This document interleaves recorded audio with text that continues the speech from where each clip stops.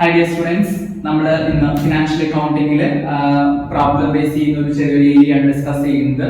വളരെ ഇമ്പോർട്ടന്റ് ആയിട്ട് ഏരിയയാണ്. പരീക്ഷയ്ക്ക് എന്തായാലും ഷുവർ ആയിട്ടും എസ്സേ ചോദിക്കുന്ന ഒരു ക്വസ്റ്റ്യൻ ആണ് നമ്മുടെ ഈ ഒരു ഏരിയയിൽ വരുന്നത്. ഓക്കെ, നമുക്ക് നേരെ വീഡിയോയിലേക്ക് പോവാം. ഇപ്പോൾ financial statements of joint stock company, ഒരു ജോയിന്റ് സ്റ്റോക്ക് കമ്പനിയുടെ ഫിനാൻഷ്യൽ സ്റ്റേറ്റ്മെന്റ് പ്രിപ്പയർ ചെയ്യാൻ വേണ്ടി ചോദിക്കാറുണ്ട് എസ്സേ ടൈപ്പ്. അപ്പോൾ ഒരു കമ്പനിയുടെ ഫിനാൻഷ്യൽ സ്റ്റേറ്റ്മെന്റ്സ് എന്ന് പറയുന്നത് നോർമലി ഒരു പ്രോഫിറ്റ് ഓർ ലോസ് അക്കൗണ്ട്, അല്ലെങ്കിൽ അതിന്റെ statement of profit or loss എന്ന് പറയും. അതേപോലെ തന്നെ സ്റ്റേറ്റ്മെന്റ് ഓഫ് ഫിനാൻഷ്യൽ പൊസിഷൻ അഥവാ ബാലൻസ് ഷീറ്റ്, അതേപോലെ തന്നെ statement of cash flow, statement of changes in equity. ഇതാണ് സാധാരണ ഉള്ള ഫിനാൻഷ്യൽ സ്റ്റേറ്റ്മെന്റ്സ് എന്ന് പറയുന്നത്. ഇതിൽ നമ്മൾ ക്വസ്റ്റ്യനിൽ എപ്പോഴും ചോദിക്കുന്നത് ബാലൻസ് ഷീറ്റും പ്രോഫിറ്റ് ഓർ ലോസ് അക്കൗണ്ടും ഉണ്ടാക്കാനാണ് ചോദിക്കാറ്. അപ്പൊ നമുക്ക് നേരെ ഒരു ക്വസ്റ്റ്യനിലേക്ക് പോകാം. ഓക്കെ, ഇതൊരു ക്വസ്റ്റ്യൻ ആണ്, ഒരു ട്രയൽ ബാലൻസ് ആണ് ഒരു ക്വസ്റ്റ്യൻ ആണ്. അപ്പോൾ നോക്കി നോക്കൂ, the following is A trial balance of Ram cement company limited as on 30th March 2019. അപ്പോൾ ഇതിൽ നമുക്കൊരു ട്രയൽ ബാലൻസ് ആണെന്നുള്ളത് ഒരു side purchase, wages, furniture and fittings, salary and റെന്റേഴ്സ്, sundry expense, dividend paid, debtors, machinery, അതേപോലെ തന്നെ cash in hand, cash in bank എന്ന് പറഞ്ഞ് തന്നിട്ടുണ്ട്. മറ്റേ സൈഡിൽ പ്രോഫിറ്റ് ഓർ ലോസ് അക്കൗണ്ട്, പഴയ അക്കൗണ്ട് ബാലൻസ് തന്നിട്ടുണ്ട്, ഷെയർ ക്യാപിറ്റൽ തന്നിട്ടുണ്ട്, സൺഡ്രി ക്രെഡിറ്റേഴ്സ് തന്നിട്ടുണ്ട്, റിസർവ് ഫണ്ട് തന്നിട്ടുണ്ട്, ഡിസ്കൗണ്ട് റിസീവ്ഡ് തന്നിട്ടുണ്ട്. ഇത്രയും ഡാറ്റാസ് തന്നിട്ടുണ്ട് ട്രയൽ ബാലൻസിനകത്ത്. അതേപോലെ തന്നെ പിന്നെ അതിന്റെ ഒരു 2-3 അഡ്ജസ്റ്റ്മെന്റ് മാത്രമേ ഉള്ളൂ. വളരെ സിമ്പിൾ ആണ്. Stock on 31st March 2019 was ₹82,000. അത് ക്ലോസിംഗ് സ്റ്റോക്ക് ആണ്. Then depreciate fixed assets at 10% പറയുന്നുണ്ട്. And make provision for income tax 50% എന്ന് പറയുന്നുണ്ട്. And prepare statement of profit or loss for the year ended 31st March 2019 and a balance sheet on as on that date in the prescribed format. ഇപ്പോ financial സ്റ്റേറ്റ്മെന്റിന്റെ ഒരു format എന്ന് പറയുന്നത് ഒരു vertical format ആണ്. പണ്ട് നമ്മൾ പഠിച്ചിരുന്ന ഡബിൾ സൈഡ് ആണ്, ഒരു സൈഡ് അസറ്റ്സ് ഒരു സൈഡിൽ ലയബിലിറ്റി എന്ന് പറഞ്ഞിട്ട്. പക്ഷെ ഇപ്പൊ അങ്ങനെയല്ല, ഒരു വെർട്ടിക്കൽ ഫോർമാറ്റ് ആണ്. ന്യൂ ഫോർമാറ്റിലാണ് എന്ത് ചെയ്യുന്നത്, ഫൈനാൻഷ്യൽ സ്റ്റേറ്റ്മെന്റ്സ് ചെയ്യുന്നത്. വളരെ ഈസിയാണ്. ആ ഒരു ഫോർമാറ്റ് സ്ട്രക്ചർ മനസ്സിലാക്കി കഴിഞ്ഞാൽ ഈസി ആയിട്ട് നമുക്ക് അതിൽ അപ്ലൈ ചെയ്യാൻ പറ്റും. ഇപ്പൊ എപ്പോഴും ഒരു എസ്സേ ചോദിച്ചു കഴിഞ്ഞാൽ നമുക്ക് അതിന്റെ ഫോർമാറ്റിന്റെ ഒരു ഔട്ട്ലുക്ക് അറിയുമെങ്കിൽ വളരെ ഈസി ആയിട്ട് നമുക്ക് എന്ത് ചെയ്യാൻ പറ്റും, ഫോർമാറ്റ് എഴുതാനായിട്ട് പറ്റും. അപ്പൊ നമുക്ക് നേരിട്ട് ക്വസ്റ്റ്യനിലേക്ക് തന്നെ പോവാം. അതിനാദ്യം നമ്മൾ ചെയ്യേണ്ടത് പ്രോഫിറ്റ് ആൻഡ് ലോസ് അക്കൗണ്ട് ഉണ്ടാക്കണം. അത് കഴിഞ്ഞിട്ട് ബാലൻസ് ഷീറ്റ് ഉണ്ടാക്കണം. അപ്പൊ ഈ പ്രോഫിറ്റ് ആൻഡ് ലോസ് അക്കൗണ്ട് ഉണ്ടാക്കുമ്പോൾ നോർമലി അക്കൗണ്ടിംഗ് സ്റ്റാൻഡേർഡ് പ്രകാരം നമ്മൾ ഈ ഫൈനാൻഷ്യൽ സ്റ്റേറ്റ്മെന്റ്സ് ഉണ്ടാക്കുമ്പോൾ അതിന്റെ ഒരു വർക്കിംഗ് നോട്ട് ആയിട്ട് നോട്ട്സ് ടു അക്കൗണ്ട്സ് എന്ന് പറയുന്ന ഒരു വർക്കിംഗ് നോട്ടും കൂടെ തന്നെ ചെയ്യണം. അത് പ്രോഫിറ്റ് ആൻഡ് ലോസ് അക്കൗണ്ട് ഉണ്ടാക്കുമ്പോൾ ചെയ്യണം. അതേപോലെ തന്നെ ബാലൻസ് ഷീറ്റ് പ്രിപ്പയർ ചെയ്യുമ്പോൾ ആ നോട്ട്സ് ടു അക്കൗണ്ട്സിന്റെ ഒരു ഫോർമാറ്റ് സ്റ്റേറ്റ്മെന്റ് നമ്മൾ കൂടെ തന്നെ ഉണ്ടാക്കണം. നമ്മുടെ കാൽക്കുലേഷൻസ് ചെയ്യാൻ വേണ്ടി വർക്കിംഗ് നോട്ട് ചെയ്യുന്നത് പോലെ തന്നെയാണ് നോട്ട്സ് ടു അക്കൗണ്ട്സ് എന്ന് പറയുന്നത്. അപ്പൊ അതിന്റെ ഫോർമാറ്റിൽ അതിന്റെ ഒരു സ്ട്രക്ചർ ഉണ്ടായിരിക്കും. അപ്പൊ നമുക്ക് ആദ്യം ഉണ്ടാക്കേണ്ടത് statement of profit and loss account for the year ended 31st March 2019 എന്ന് പറഞ്ഞു. ഓക്കെ, 2019 ആണ്. ദെൻ നമ്മളിപ്പോ സ്റ്റേറ്റ്മെന്റ് വരയ്ക്കുമ്പോൾ എപ്പോഴും ഒരു നമ്പർ കോളം കൊടുക്കുക, ദെൻ ഒരു പർട്ടിക്കുലർസിന്റെ കോളം, ഒരു നോട്ട് നമ്പർ കൊടുക്കാനുള്ള ഒരു കോളം, പിന്നെ ഒരു എമൗണ്ടിന്റെ ഇന്റർ കോളം, ഒരു ഔട്ടർ കോളം, 2 എമൗണ്ട് കോളം ആയിട്ട് നമുക്ക് കൊടുക്കുന്നു. ദെൻ ഇപ്പോ പ്രോഫിറ്റ് ആൻഡ് ലോസ് അക്കൗണ്ടിന്റെ ഫസ്റ്റ് ഐറ്റം എഴുതേണ്ടത് നമ്മുടെ റവന്യൂ ഫ്രം ഓപ്പറേഷൻ ആണ്. സ്റ്റേറ്റ്മെന്റ് ഫോർമാറ്റിൽ അങ്ങനെ തന്നെയാണ്. റവന്യൂ ഫ്രം ഓപ്പറേഷൻ എന്ന് പറഞ്ഞിട്ടാണ് നമ്മൾ എഴുതുക. അത് സെയിൽസ് ആണ്. അത് റവന്യൂ ഫ്രം ഓപ്പറേഷൻ ചിലപ്പോൾ ക്വസ്റ്റ്യൻ തന്നിട്ടുണ്ടാവില്ല, സെയിൽസ് ആണ് തന്നിട്ടുണ്ടാവുക, അല്ലെങ്കിൽ ഗ്രോസ് പ്രോഫിറ്റ് തന്നിട്ടുണ്ടാവും. അപ്പൊ അതാണ് നമ്മൾ എന്ത് ചെയ്യുന്നത്, റവന്യൂ ഫ്രം ഓപ്പറേഷൻ ആയിട്ട് എടുക്കുന്നത്. അത് നമുക്ക് 3,50,000 തന്നിട്ടുണ്ട്, ക്വസ്റ്റ്യൻ തന്നിട്ടുണ്ട്, സെയിൽസ് എന്ന് പറഞ്ഞിട്ട് തന്നിട്ടുണ്ട്. Then other income, discount received ആണ് അതർ ഇൻകം എന്ന് പറയുന്നത്. നമുക്ക് 5,000 തന്നിട്ടുണ്ട്, ക്വസ്റ്റ്യൻ തന്നിട്ടാണ് നമ്മൾ അങ്ങനെ എഴുതി. അങ്ങനെ ടോട്ടൽ റവന്യൂ എന്ന് പറയുന്നത് 3,55,000 ആണ്. അപ്പൊ ക്വസ്റ്റ്യൻ നമുക്ക് ഇവിടെ സെയിൽസ് തന്നിട്ടുണ്ട്. എവിടെയാണ് സെയിൽസ് തന്നിട്ടുള്ളത്, സെയിൽസ് തന്നിട്ടുണ്ട്. 3,50,000 സെയിൽസ് എന്ന് തന്നിട്ടുണ്ട്. അതേപോലെ തന്നെ ഡിസ്കൗണ്ട് റിസീവ്ഡ് ആണ് അതർ ഇൻകം എന്ന് പറയുന്നത് നമ്മൾ ഫോർമാറ്റിലേക്ക് കൊണ്ടുവന്നു. അത് കഴിഞ്ഞാൽ പിന്നെ നമ്മൾ ടോട്ടൽ റവന്യൂ എഴുതി 3,55,000 എഴുതി. പിന്നെ എഴുതേണ്ടത് നമ്മുടെ എക്സ്പെൻസ് ആണ്. എക്സ്പെൻസ് എഴുതുമ്പോൾ നമ്മൾ അതിൽ ആദ്യം നമ്മൾ പർച്ചേസ് ആണ് കാണിക്കേണ്ടത്. എക്സ്പെൻസിൽ പർച്ചേസ് നമുക്ക് പ്രശ്നം 2,45,000 നമ്മൾ നേരിട്ട് എടുത്ത് എഴുതി.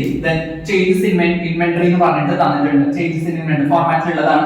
ചേഞ്ചസ് ഇൻവെന്ററി എന്ന് പറഞ്ഞാൽ സ്റ്റോക്ക് എന്നാണ് അർത്ഥം. ഓപ്പണിംഗ് സ്റ്റോക്കും ക്ലോസിംഗ് സ്റ്റോക്കും അഡ്ജസ്റ്റ് ചെയ്യാണ്. അപ്പോൾ ക്ലോസിംഗ് സ്റ്റോക്കിൽ നിന്ന് ഓപ്പണിംഗ് സ്റ്റോക്ക് കുറയ്ക്കുന്നതിനെയാണ് നമ്മൾ ചെയ്യുന്നത്. അപ്പോൾ ക്ലോസിംഗ് സ്റ്റോക്ക് 82,000, അതേപോലെ തന്നെ ഓപ്പണിംഗ് സ്റ്റോക്ക് എന്ന് പറയുന്നത് 75,000 ആണ്. അത് തമ്മിലുള്ള അഡ്ജസ്റ്റ്മെന്റ് നമുക്ക് 7,000 കിട്ടും. അത് എന്താണെന്ന് വെച്ച് കഴിഞ്ഞാൽ ഓപ്പണിംഗ് സ്റ്റോക്ക് നിന്ന് ക്ലോസിംഗ് സ്റ്റോക്ക് ആണ് കുറയ്ക്കേണ്ടത്. പക്ഷെ നമുക്ക് ഇവിടെ ഓപ്പണിംഗ് സ്റ്റോക്ക് 75,000 ആണ്. 75 ന് 85 കുറയ്ക്കുമ്പോൾ മൈനസ് ആണ് വരിക. അപ്പൊ അതുകൊണ്ടാണ് അവിടെ 7,000 ബ്രാക്കറ്റ് ചെയ്ത് കാണിക്കുന്നത്. മൈനസ് ചെയ്യാനുള്ളതാണ് കേട്ടോ. നമ്മളിവിടെ എഴുതുമ്പോൾ നമ്മൾ ക്ലോസിംഗ് സ്റ്റോക്ക് ആദ്യം എഴുതിയെങ്കിലും ഓപ്പണിംഗ് സ്റ്റോക്കിൽ നിന്ന് ക്ലോസിംഗ് സ്റ്റോക്ക് ആണ് കുറയ്ക്കേണ്ടത്. അപ്പൊ നമുക്ക് 7000 മൈനസ് കിട്ടും. നമ്മൾ ഔട്ടറിലേക്ക് എഴുതി മൈനസ് ചെയ്യാനാണ് ബ്രാക്കറ്റ് ചെയ്ത് എഴുതി. ആ ബ്രാക്കറ്റ് ചെയ്ത് നമ്മൾ എന്ത് ചെയ്തു 2,45,000 നിന്ന് ആ 7,000 കുറച്ച് 2,38,000 അവിടെ കാണിച്ചു. Then അതിന് താഴെ എംപ്ലോയി ബെനിഫിറ്റ്സ് എക്സ്പെൻസ് എന്ന് പറയുമ്പോൾ വർക്കിനോട്ട് തുടങ്ങുകയാണ്. നമ്മൾ വർക്കിനോട്ട് തുടങ്ങുമ്പോൾ എംപ്ലോയി ബെനിഫിറ്റ്സ് എന്ന് പറയുന്നത് സാലറി വേജസ് എന്ന് പറയുന്നതാണ്. അപ്പോൾ അവിടെ വർക്കിനോട്ട് ചെയ്യുമ്പോൾ നമ്മൾ താഴെ തന്നെ വർക്കിംഗ് നോട്ട്സ് അക്കൗണ്ട്സ് പറഞ്ഞ ഒരു ഫോർമാറ്റ് കൊടുക്കുന്നുണ്ട്. നോട്ട് നമ്പർ, പർട്ടിക്കുലേഴ്സ്, അതേപോലെ തന്നെ എമൗണ്ട്. അപ്പോൾ എംപ്ലോയി ബെനിഫിറ്റ്സ് എക്സ്പെൻസ് നമ്മൾ കാൽക്കുലേറ്റ് ചെയ്തവിടെയാണ് വേജസും സാലറിയാണ്. അത് രണ്ടും കൂട്ടി 57,500 നമുക്ക് കിട്ടും. അത് നമ്മൾ എന്ത് ചെയ്തു എംപ്ലോയി എക്സ്പെൻസിൽ അവിടെ കാണിച്ചു 1 വർക്കിംഗ് നോട്ട് എന്ന് പറഞ്ഞിട്ട് കാണിച്ചു. അവിടെ 57,500 എന്ന് കാണിച്ചു. ഓക്കെ, പിന്നെ ഫിനാൻസ് കോസ്റ്റ് ആണ് ഫോർമാറ്റ് ഉള്ളത്. ഫിനാൻസ് കോസ്റ്റ് നമുക്ക് ഇവിടെ ഇല്ല. ഇൻട്രസ്റ്റ് പെയ്ഡ് അങ്ങനത്തെയുള്ള കാര്യങ്ങളൊക്കെയാണ്. ഡിവിഡൻഡിന്റെ അല്ലെങ്കിൽ ഡിബഞ്ചേഴ്സിന് ഇൻട്രസ്റ്റ് പെയ്ഡ് അങ്ങനത്തെയുള്ള കാര്യങ്ങളൊക്കെയാണ് നമുക്ക് ഇവിടെ ഇല്ലാത്തതുകൊണ്ട് ഫിനാൻസ് കോസ്റ്റിൽ ബാങ്കിൽ ഇൻട്രസ്റ്റ് കൊടുത്തത് അങ്ങനെയൊക്കെയാണ് വരും. നമുക്ക് ഇവിടെ ഇല്ലാത്തതുകൊണ്ട് നില്ലെന്ന് കാണിച്ചു. പിന്നെ നമുക്ക് ഡിപ്രീസിയേഷൻ അമോർട്ടൈസേഷൻ എക്സ്പെൻസ് ആണ്. അത് നമ്മൾ അടുത്ത വർക്കിംഗ് നോട്ടായിട്ട് നമ്മൾ 2 എന്ന് പറഞ്ഞ് കാണിക്കുന്നു. അപ്പോൾ ഡിപ്രീസിയേഷൻ അമോർട്ടൈസേഷൻ നമ്മളിവിടെ കാണിക്കുമ്പോൾ വർക്കിംഗ് നോട്ടിൽ 2 എന്ന് കൊടുത്തിട്ട് depreciation amortisation expense. Depreciation on plant and machinery. Plant and machinery depreciation ആണ്. പ്ലാന്റ് ആൻഡ് മെഷീനറി 10% ആണ് ഡിപ്രീസിയേഷൻ കാണിക്കേണ്ടത്. അപ്പൊ 29,000 ആണ് പ്ലാന്റ് ആൻഡ് മെഷീനറി കോസ്റ്റ് എന്ന് പറയുന്നത്. അതിന് 10% എന്ന് പറയുമ്പോൾ 2,900 ആണ് കിട്ടുക. അപ്പൊ നമ്മൾ അത് ഡയറക്റ്റ് ആയിട്ട് എഴുതി. Depreciation on furniture and fittings. Furniture and ഫിറ്റിംഗ്സിന്റെ കോസ്റ്റ് എന്ന് പറയുന്നത് 17,000 ആണ്. അതിന്റെ 10% 1,700 അപ്പൊ അത് ഡിപ്രീസിയേഷൻ ആണ് നമ്മൾ എഴുതി. അത് കഴിഞ്ഞാൽ പിന്നെ അമോർട്ടൈസേഷൻ ഓൺ പാറ്റന്റ്. പാറ്റന്റും നമുക്കൊരു അസറ്റ് ആണ്. പാറ്റന്റ് എന്ന് പറയുന്നത് നമുക്കറിയാം ഇൻടാഞ്ചിബിൾ അസറ്റ്സ് ആണ്. അപ്പോ ഫിക്സഡ് അസറ്റുകൾ നമ്മൾ ടാഞ്ചിബിൾ ഉണ്ടാവും, ഇൻടാഞ്ചിബിൾ ഉണ്ടാവും. അപ്പൊ ടാഞ്ചിബിൾ ആയിട്ടുള്ള അസറ്റുകളുടെ ഡിപ്രീസിയേഷൻ എന്ന് പറയുന്നത് ഉണ്ടാവുന്ന ഡിപ്രീസിയേഷൻ ഡിപ്രീസിയേഷൻ എന്ന് പറയും. പക്ഷേ ഇൻടാഞ്ചിബിൾ അസറ്റ് ആണെങ്കിൽ അത് നമ്മൾ ഡിപ്രീസിയേഷൻ അല്ല പറയുക. അതിന് പറയുന്ന വേറൊരു വേർഡ് ആണ് അമോർട്ടൈസേഷൻ എന്ന് പറയുന്നത്. സെയിം പോലെ തന്നെയാണ് ഡിപ്രീസിയേഷൻ പോലെ തന്നെയാണ് അമോർട്ടൈസേഷൻ. നമ്മൾ പറയുന്ന പേര് വ്യത്യാസം ഉണ്ടെന്ന് മാത്രമേ ഉള്ളൂ, സെയിം കാര്യം തന്നെയാണ്. അപ്പൊ പാറ്റന്റിന്റെ അമോർട്ടൈസേഷൻ എക്സ്പെൻസ് നമ്മള് 4,830 ആണ്. സോ അതിന്റെ 10% 483 കിട്ടും. സോ നമ്മൾ അതിന് ടോട്ടൽ ചെയ്യുമ്പോൾ നമുക്ക് ഡിപ്രീസിയേഷൻ അമോർട്ടൈസേഷൻ നമ്മൾ ടോട്ടൽ ചെയ്യുമ്പോൾ ഇവിടെ 2,900 1,700 483 നമ്മൾ ആഡ് ചെയ്തു 5,083 നമുക്ക് കിട്ടും ടോട്ടൽ ഡിപ്രീസിയേഷൻ അമോർട്ടൈസേഷൻ. നമ്മൾ എന്നിട്ട് എന്ത് ചെയ്തു അത് ഇവിടെ depreciation and amortisation expense 2 working note കാണിച്ചു 5,083 കിട്ടി. നെക്സ്റ്റ് അതർ എക്സ്പെൻസ് ആണ്. അതർ എക്സ്പെൻസിൽ വേറെ എന്തെങ്കിലും എക്സ്പെൻസുകൾ വന്നിട്ടുണ്ടെങ്കിലാണ് അത് കാണിക്കേണ്ടത്. അപ്പൊ നമ്മൾ വർക്കിംഗ് നോട്ട് 3 ആയിട്ട് കാണിച്ചു. അതർ എക്സ്പെൻസ് നമ്മളിവിടെ കാൽക്കുലേറ്റ് ചെയ്യുമ്പോൾ റെന്റും സൺട്രി എക്സ്പെൻസും ആണ് അതർ എക്സ്പെൻസിൽ വരുന്ന ഐറ്റംസ് ഉള്ളത്. സോ അത് രണ്ടും അവിടെ എഴുതി ടോട്ടൽ ചെയ്തു 12,000 നമുക്ക് ടോട്ടൽ കിട്ടും. ആ ടോട്ടൽ നമ്മൾ ഇത് അതർ എക്സ്പെൻസിന്റെ ഇവിടെ കൊണ്ട് കാണിച്ചു. അതർ എക്സ്പെൻസ് കാണിച്ചു 12,000. എന്നിട്ട് മൊത്തം എന്ത് ചെയ്തു ആഡ് ചെയ്തു ടോട്ടൽ എക്സ്പെൻസ്. ടോട്ടൽ എക്സ്പെൻസ് എന്ന് പറയുന്നത് എന്ത് മുതലാണ്? പർച്ചേസ് മുതലാണ്. 2,45,000 മുതൽ അവിടെ നിന്ന് നമ്മൾ ആ 7,000 കുറച്ച് അവിടെ 2,38,000 എഴുതി. ആ 2,38,000 കൂടെ 57,500 5,083 12,000 കൂട്ടി കഴിഞ്ഞാൽ നമുക്ക് 3,12,583 കിട്ടും. അതാണ് ടോട്ടൽ എക്സ്പെൻസ് എന്ന് പറയുന്നത്. ഇനി പ്രോഫിറ്റ് ബിഫോർ ടാക്സ് എന്ന് പറയുന്നത് എന്താണ്? ഇൻകത്തിൽ നിന്ന് എക്സ്പെൻസ് കുറച്ചതാണ്. അപ്പൊ ഇൻകം എന്ന് പറയുന്നത് അതായത് ഇൻകം എന്ന് പറഞ്ഞാൽ ഇവിടെ നമ്മൾ കൂട്ടി വെച്ചിട്ടുണ്ട്. മൂന്നാമത്തെ ടോട്ടൽ റവന്യൂ പറഞ്ഞ് കൂട്ടി വെച്ചിട്ടുണ്ട് 3,55,000. 3,55,000 നമ്മൾ എന്ത് ചെയ്തു 3,12,583 എന്ത് ചെയ്തു ഡിഡക്ട് ചെയ്തു. അതാണ് എന്ത് പ്രോഫിറ്റ് ബിഫോർ ടാക്സ് എന്ന് പറയുന്നത്. അപ്പൊ 42,417 കിട്ടും. അതിൽ ടാക്സ് എക്സ്പെൻസ് എന്ന് പറയുന്നത് ടാക്സിന്റെ പ്രൊവിഷൻ നമുക്ക് തന്നിട്ട് ക്വസ്റ്റൻ അതിന്റെ 50% ആണ്. അപ്പൊ അതിന്റെ 50% എന്താണ് ടാക്സ് ആണ്. സോ അതിന് 50% നമ്മൾ കാൽക്കുലേറ്റ് ചെയ്തു. 42,417 50% 21,209 എന്ന് കിട്ടും. സോ നേർപകുതിയാണ് ചെയ്യുന്നത്. പക്ഷെ പോയിന്റ് നമ്മൾ റൗണ്ട് ചെയ്തു 209 നമ്മുടെ ടാക്സ് എക്സ്പെൻസും പ്രോഫിറ്റ് ആഫ്റ്റർ ടാക്സ് പ്രോഫിറ്റ് കുറച്ച് കഴിഞ്ഞാൽ 42,417 21,209 കുറച്ച് കഴിഞ്ഞാൽ ബാക്കിയുള്ളത് എന്താണ് പ്രോഫിറ്റ് ആണ്. സോ ആ പ്രോഫിറ്റ് ആണ് 21,208 എന്ന് പറയുന്നത്. അപ്പൊ നമുക്ക് പ്രോഫിറ്റ് ആഫ്റ്റർ ടാക്സ് എമൗണ്ട് കിട്ടി. ഇത്രയുമാണ് നമ്മളുടെ പ്രോഫിറ്റ് ആൻഡ് ലോസ് അക്കൗണ്ട് ചെയ്യാൻ. വളരെ സിമ്പിൾ ആണ്. ആ ഫോർമാറ്റിൽ ഉള്ള കാര്യങ്ങൾ അങ്ങനെ അപ്ലൈ ചെയ്യുന്നത് മാത്രമേ. ഇത്രയാണ് പ്രോഫിറ്റ് ആൻഡ് ലോസ് അക്കൗണ്ട്. ഇനി ഇത് കഴിഞ്ഞാൽ നമ്മൾ എന്ത് ചെയ്യണം? ബാലൻസ് ഷീറ്റിലേക്ക് പോകണം. ബാലൻസ് ഷീറ്റ് ചെയ്യുമ്പോൾ ബാലൻസ് ഷീറ്റിന് ഓൾറെഡി ഒരു ഫോർമാറ്റ് ഉണ്ട്. ആ ഫോർമാറ്റിലാണ് നമ്മൾ ചെയ്യുന്നത്. ഓക്കെ, ബാലൻസ് ഷീറ്റിൽ നമ്മൾ എപ്പോഴും അസറ്റ്സ് ആൻഡ് ലയബിലിറ്റീസ് ഇക്വിറ്റി ഇത് 3 കണ്ടന്റ് ആണ് മെയിൻ ആയിട്ട് വരുന്നത്. അസറ്റ്സ് എഴുതും, അത് കഴിഞ്ഞാൽ ലയബിലിറ്റി ഇക്വിറ്റി എഴുതും. അതാണ് അസറ്റ്സ് ഒരു സൈഡും ലയബിലിറ്റി ഇക്വിറ്റി വേറെ സൈഡും ആണ്. അപ്പോൾ വെർട്ടിക്കൽ ഫോർമുല ആണ് ചെയ്യുന്നതുകൊണ്ട് അത് നമ്മൾ അസറ്റ്സ് എഴുതുന്നു. അസറ്റ്സിനെ തന്നെ 2 കാറ്റഗറി ആക്കുന്നു. നോൺ കറന്റ് അസറ്റ്സ് ഉണ്ട്, കറന്റ് അസറ്റ്സ് ഉണ്ട്. നോൺ കറന്റ് എന്ന് പറഞ്ഞാൽ ഫിക്സഡ് അസറ്റിന്റെ വേറെ പേരാണ് നോൺ കറന്റ് അസറ്റ്സ് എന്നുള്ളത്. അതിന്ന് അതേപോലെ തന്നെ കറന്റ് അസറ്റ്സ്. ഇപ്പൊ നോൺ കറന്റ് അസറ്റ്സിൽ നമുക്ക് വരുന്നത് മെഷീനറി, അതേപോലെ തന്നെ എക്യുപ്മെന്റ്, പ്ലാന്റ് അങ്ങനെയുള്ള കാര്യങ്ങളാണ്. അപ്പൊ നമ്മൾ കോമൺ ആയിട്ട് ഒരു പേര് പറയും ആസ് പെർ അക്കൗണ്ടിംഗ് സ്റ്റാൻഡേർഡ് പ്രകാരം PPE എന്ന് പറയും കേട്ടോ. PPE എന്ന് പറഞ്ഞു കഴിഞ്ഞാൽ ഒന്നുമില്ല, പ്രോപ്പർട്ടി പ്ലാന്റ് എക്യുപ്മെന്റിന്റെ ബ്രീഫ് ആണ് PPE.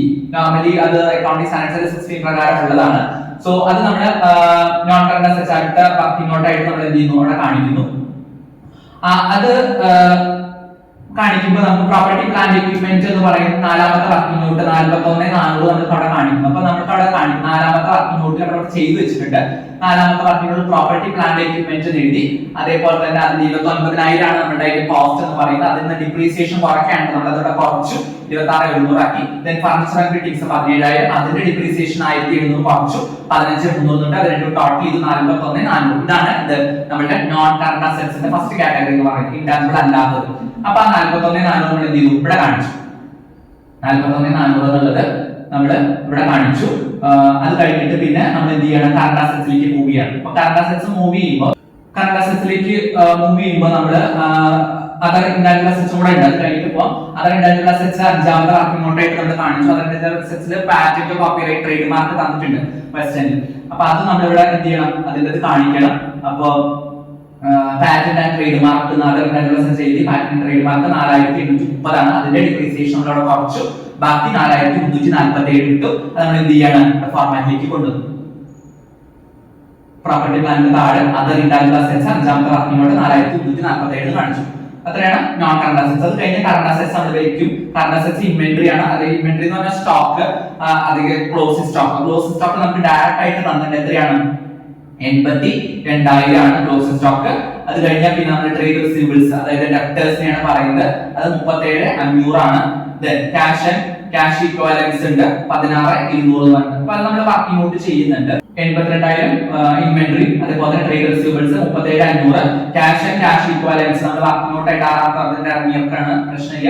6ാമത്തെ വർക്കിംഗ് നോട്ടായിട്ട് 16,200 കണ്ടുപിടിച്ചിട്ട് എവിടെയാണ് ചെയ്തിട്ട് അതിന്റെ വർക്കിംഗ് നോട്ടിൽ പോയി കഴിഞ്ഞാൽ നമുക്ക് അറിയാൻ പറ്റും. Cash ഇക്വലൻസ്, cash in hand 10,200, cash in hand 6,000. നമുക്ക് ബസ്സിൽ വന്നത് 2 കൂട്ടി അതാണ് 16,200 എന്ന് പറയുന്നത്. 16,200 നമ്മളിവിടെ കാണിച്ചു.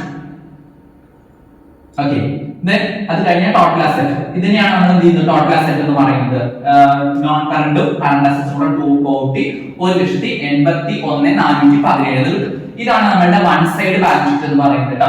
1,81,417 കിട്ടും. അതാണ് വൺ സൈഡ് ബാലൻസ് ഷീറ്റ്. നിങ്ങൾക്ക് ആവശ്യമുണ്ടെങ്കിൽ സ്ക്രീൻഷോട്ട് ചെയ്ത് വെച്ചോളൂ. ക്വസ്റ്റ്യൻ ഇതാക്കുന്ന സമയത്ത് വർക്ക്ഔട്ട് ചെയ്ത് നോക്കിയാൽ മതി കിട്ടുന്ന. അത് കഴിഞ്ഞ ടോട്ടൽ വൺ സൈഡ് കഴിഞ്ഞു. പിന്നെ നമ്മുടെ ഇക്വിറ്റി ആൻഡ് ലയബിലിറ്റി 2ാമത്തെ സൈഡാണ്. 2ാമത്തെ സൈഡ് തുടങ്ങുമ്പോൾ ഇക്വിറ്റി ആണ് തുടങ്ങുക. ഇക്വിറ്റിയിൽ തന്നെ ഷെയർ ക്യാപിറ്റൽ ക്വസ്റ്റ്യൻ തന്നിട്ട് 1 lakh ആണ് share capital. Then other equity, reserves and സർപ്ലസിനെയാണ് അതർ ഇക്വിറ്റി എന്ന് പറയുന്നത്. അത് നമുക്ക് വർക്ക് നോട്ട് ചെയ്യാനുണ്ട്. 7ാമത്തെ നോട്ടായിട്ടാണ് അവിടെ ചെയ്യുന്നത്. 7ാമത്തെ നോട്ട് വർക്കിംഗ് നോട്ട് നമ്മളിവിടെ നോക്കുമ്പോൾ 7ാമത്തെ വർക്കിംഗ് നോട്ട് ഇവിടെ അതർ ഇക്വിറ്റി എന്ന് പറഞ്ഞ് തന്നിട്ടുണ്ട്. അതർ ഇക്വിറ്റിയിൽ റിസർവ് ഉണ്ട് 15,500 ഓൾറെഡി തന്നിട്ടുള്ളതാണ്. സർപ്ലസ് അക്കൗണ്ട് നമുക്ക് തന്നിട്ടുണ്ട് 15,030. അത് കഴിഞ്ഞ് കഴിഞ്ഞാൽ പ്രോഫിറ്റ് ഫോർ ദ ഇയർ തന്നിട്ടുണ്ട് 21,208. അത് നമ്മളിപ്പോ തൊട്ട് മുമ്പിലുള്ള പ്രോഫിറ്റ് ആൻഡ് ലോസ് അക്കൗണ്ട് കണ്ടുപിടിച്ചതാണ് 21,208 എന്നുള്ളത്. അതേപോലെ തന്നെ അതിന് ഡിവിഡന്റ് കൊടുത്തിട്ടുണ്ട് കമ്പനി എന്ന് പറയുന്നത്. സോ ഡിവിഡന്റ് ഇൻകത്തിൽ നിന്നാണ് നമ്മുടെ ഇതിലുള്ള കമ്മിയാക്കി കാണിക്കണം. അത് കാണിച്ചു കഴിഞ്ഞാൽ ഔട്ടറിലേക്ക് നമ്മുടെ അതർ ഇക്വിറ്റിയിൽ വരുന്ന എമൗണ്ട് എത്രയാണ്, 42,738 ആണ്. സോ അത് നമ്മൾ എന്ത് ചെയ്യണം, 7ാമത്തെ വർക്കിംഗ് നോട്ട് ബാലൻസ് ഷീറ്റിലേക്ക് കൊണ്ടുവന്ന് കാണിക്കും. 7ാമത്തെ വർക്കിംഗ് നോട്ടിൽ നമ്മൾ 42,737 കാണിക്കണം. അത് കഴിഞ്ഞാൽ നോൺ കറന്റ് ലയബിലിറ്റി വല്ലതുണ്ടെങ്കിൽ കാണിക്കണം. നോൺ കറന്റ് ലയബിലിറ്റി ഇവിടെ ഒന്നുമില്ല. ഡിബഞ്ചേഴ്സ്, പ്രിഫറൻസ് ഷെയർസ് ഇതൊക്കെയാണ് നോൺ കറന്റിൽ വരിക. അതില്ലാത്തതുകൊണ്ട് നമ്മൾ കാണിക്കുന്നത്. കറന്റ് ലയബിലിറ്റിയിൽ ട്രേഡ് പേയബിൾസ് ഉണ്ട്. ട്രേഡ് പേയബിൾസ് എന്ന് പറഞ്ഞാൽ ക്രെഡിറ്റേഴ്സിന്റെ വേറെ പേരാണ് ട്രേഡ് പേയബിൾസ് എന്ന് പറയുന്നത്. ആ ട്രേഡ് പേയബിൾസ് 17,500 കിട്ടും. അത് കഴിഞ്ഞാൽ പ്രൊവിഷൻ ഫോർ ടാക്സ് 21,209. നമ്മൾ പ്രോഫിറ്റ് ആൻഡ് ലോസ് അക്കൗണ്ട് ചെയ്ത് വെച്ചിട്ടുണ്ട്. പ്രൊവിഷൻ ഫോർ ടാക്സ് 21,209 എന്നുള്ളത് അത് അവിടെ കാണിക്കുന്നു. അത് കഴിഞ്ഞാൽ ടോട്ടൽ ചെയ്യും. ഇത്രയും കാര്യങ്ങൾ ടോട്ടൽ ചെയ്യുന്നു. ടോട്ടൽ ചെയ്യുമ്പോൾ നമുക്ക് 1,81,477 തന്നെ കിട്ടും. കേട്ടോ. ഇപ്പൊ രണ്ട് സൈഡും എന്താണ് ഈക്വൽ ആണ്. നോക്കിയപ്പോ ഇവിടെ 1,81,417 ടോട്ടൽ അസറ്റ് കിട്ടി. ടോട്ടൽ ഇക്വിറ്റി ആൻഡ് ലയബിലിറ്റി നമുക്ക് എന്ത് കിട്ടി? 1,81,477 എന്ന് കിട്ടി. ഓക്കെ, ഇത്രയാണ്. വളരെ സിമ്പിൾ ആണ് ഈ ക്വസ്റ്റ്യൻ എന്ന് പറയുന്നത്. ചില ക്വസ്റ്റ്യൻ പരീക്ഷകൾക്ക് സെയിം ക്വസ്റ്റ്യൻ ഒക്കെ ചിലപ്പോൾ ചോദിക്കാറുണ്ട്. അപ്പൊ നമ്മൾ സോൾവ് ചെയ്ത് അതേ ക്വസ്റ്റ്യൻ ചിലപ്പോൾ പരീക്ഷയ്ക്ക് ചോദിക്കാറുണ്ട്. അപ്പൊ ഈ ക്വസ്റ്റ്യൻ എന്തായാലും നന്നായിട്ട് പഠിച്ചു വെച്ചോളൂ. എസ്എ ചോദിക്കുന്ന എന്തായാലും ഫിനാൻഷ്യൽ അക്കൗണ്ടിംഗിൽ എസ്എ ചോദിക്കുന്ന ഒരു ക്വസ്റ്റ്യൻ തന്നെയാണ് എന്ത്? ഫിനാൻഷ്യൽ സ്റ്റേറ്റ്മെന്റ് എന്ന് പറയുന്നത്. അപ്പൊ എളുപ്പം മനസ്സിലായിട്ട് നാം വിചാരിക്കുന്നു. എന്തെങ്കിലും ഡൗട്ട് ഉണ്ടെങ്കിൽ കുറേ ചോദിച്ചോളൂ. ഓക്കെ, ഇത്രയുമാണ് നമ്മളുടെ ഈ ഒരു പ്രോബ്ലം എസ്എ എന്ന് പറയുന്നത്. Okay, thank you.